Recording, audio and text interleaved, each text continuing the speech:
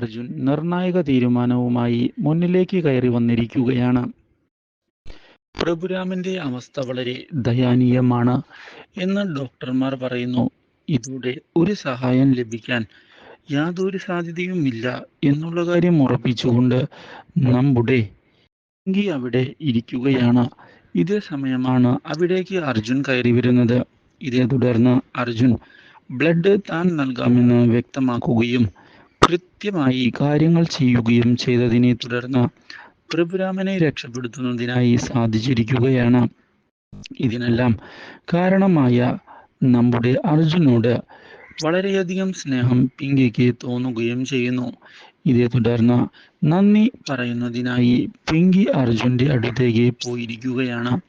പക്ഷേ അതേസമയം പിങ്കി ഒരിക്കലും സ്വർണ്ണാഭരണം മോഷ്ടിക്കുകയില്ല എന്നുള്ള കാര്യം തനിക്ക് അറിയാമെന്ന് വ്യക്തമാക്കുന്ന അർജുൻ പിങ്കിയെ തനിക്ക് അത്രയധികം വിശ്വാസമാണ് എന്ന് പറയുകയും ചെയ്തിരിക്കുകയാണ്. അപ്രതീക്ഷിതമായ ഈ കാര്യം പിങ്കിയെ ആകെ ഞെട്ടിച്ച് കളയുകയും ചെയ്യുന്നു.